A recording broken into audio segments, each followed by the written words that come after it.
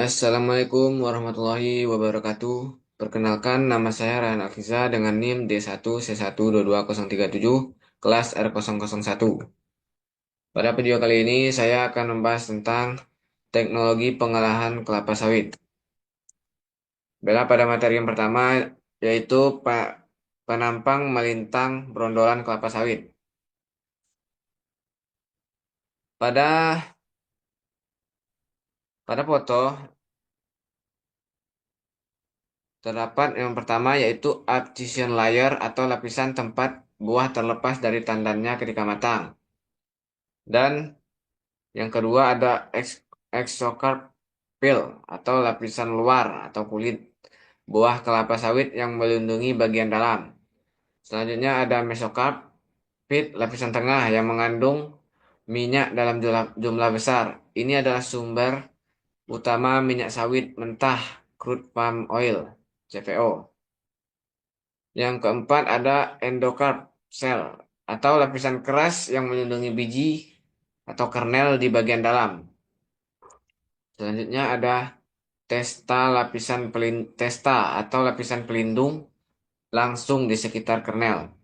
Yang keenam ada endosperm atau kernel, yaitu biji bagian dalam yang mengandung minyak inti sawit atau biasa disebut dengan PKO, palm kernel oil, yang digunakan dalam produk seperti kosmetik dan sabun. Selanjutnya ada pohon industri kelapa sawit, seperti pada gambar yang sudah tertera di PPT. Yang pertama itu ada exocarp yang bisa digunakan untuk kompos atau limbah organik. Yang kedua ada mesocarp, bisa digunakan untuk produksi minyak sawit mentah atau CPO. Selanjutnya ada endocarp, digunakan untuk biofuel atau arang.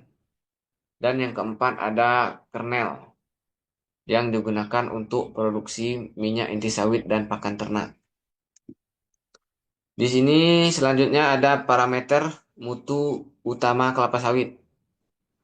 Yang pertama parameternya yaitu kadar asam lemak bebas atau FFA yang idealnya di bawah 3,5%. Yang kedua ada kadar air dan kotoran yang kadar maksimalnya yaitu 0,1%. Dan yang ketiga ada kandungan peroksida mengindikasikan tingkat oksidasi.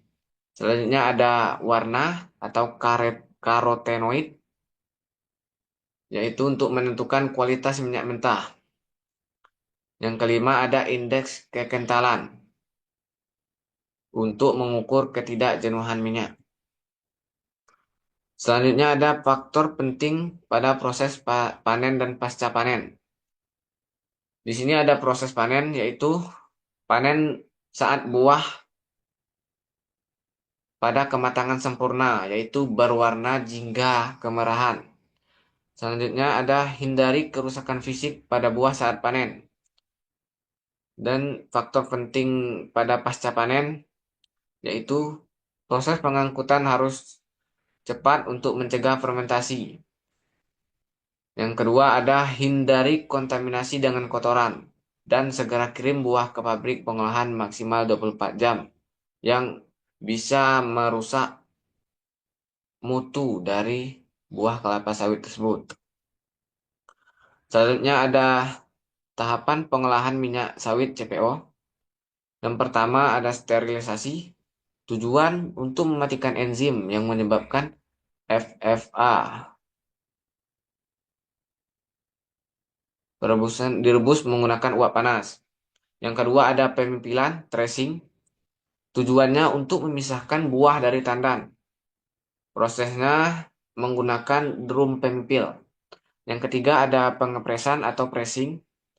Tujuannya untuk ekstraksi minyak dari mesokarp atau bagian daging dari buah sawit.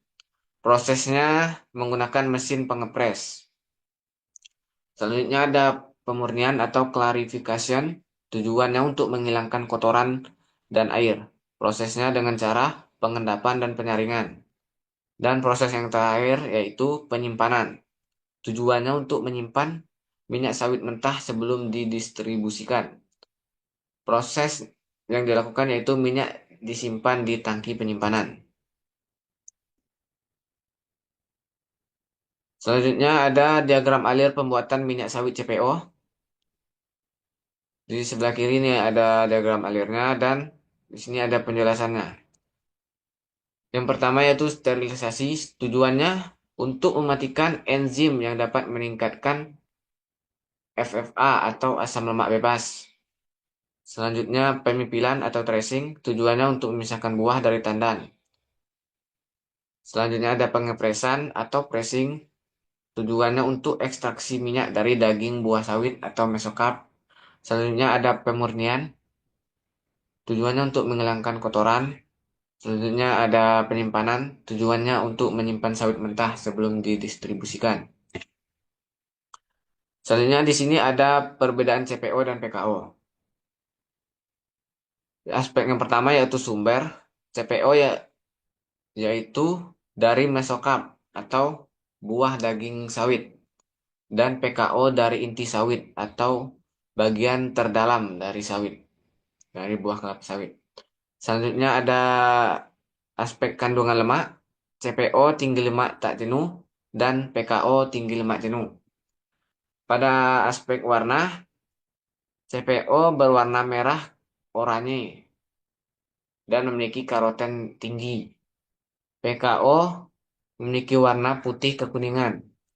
Dan pada aspek penggunaan, CPO digunakan pada minyak goreng, biodiesel, dan PKO digunakan pada kosmetik, sabun, dan margarin.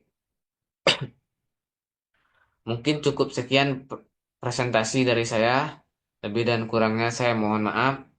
Saya akhiri. Wabillahi taufiq wal hidayah. Wassalamualaikum warahmatullahi wabarakatuh.